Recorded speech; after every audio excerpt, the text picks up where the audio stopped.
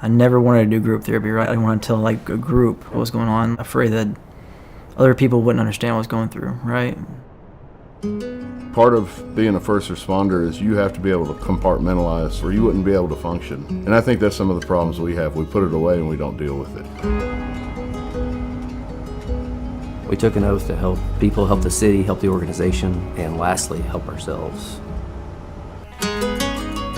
Doing this line of work and seeing everything that we see causes damage to us. We don't always see that damage because we're always gearing up to head out for the next one. So we just tuck it away and don't deal with it. You've shoved too much into that closet, and at some point that closet door breaks.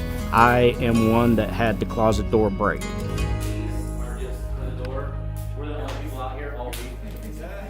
Sometimes first responders just need a pause.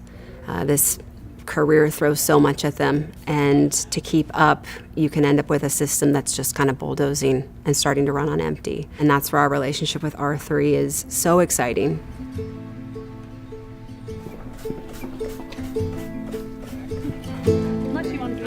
To be able to refer our first responders to a program where they can just step away for a moment, let everything kind of just calm down, be in a different space, be around others who get what they're talking about. Whenever you start having communication with others that are like you, that have had similar experiences, all of that is healing. No matter how tough you think you are, everybody has a breaking point. Because the first responder experience is so unique, I think that's why peer-led healing journey interactions are so important, because the first responder knows that they don't have to spend all this time explaining to someone who doesn't truly understand what they do. Some guys, they have no idea what you mean by you see death every day. These men that I've seen up here on this mountain, they're dealing with the same traumatic events, but on a day-to-day basis. And it's just during an 8-hour shift. And once they get done with their 8-hour shift, they have to just take it home. You know, I think this is no surprise these days, but suicide kills more firefighters and police officers than line of duty death does.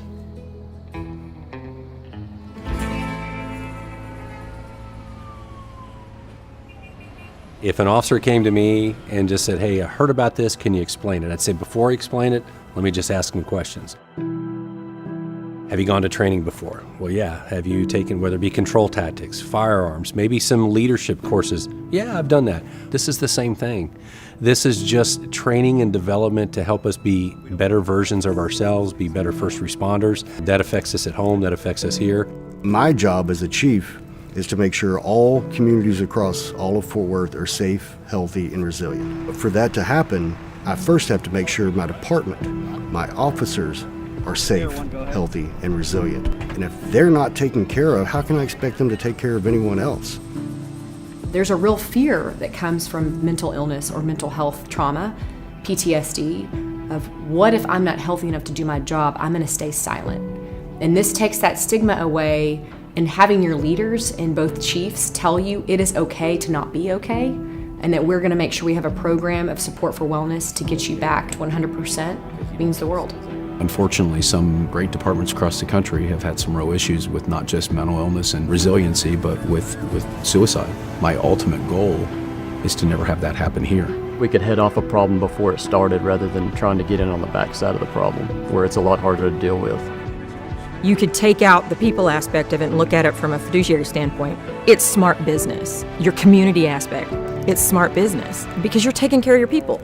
We take care of people. That's what policing does. That's what fire does. That's what EMS does. Not only is R3 providing resiliency programs, but should something come up during that program or that experience, an officer realizes, hey, this really helped, but I think I need something else, R3 provides access to officers in an anonymous format and way to culturally competent counselors. Nobody's going to use it once and then never come back again. We've got to get a program in place that is ready to grow with that. As soon as you start being available and offering all this stuff up, man, you better be ready, because the phone will ring off the hook. I am fully confident that not only does this model work, but it's something that our first responders are telling us works, and they are very proud to spread the word.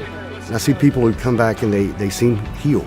They seem like they're well. They seem like they're optimistic rather than pessimistic about everything. There's not been a police and fire synergistic approach to wellness ever in Fort Worth, and I would be surprised if there's been something like that countrywide.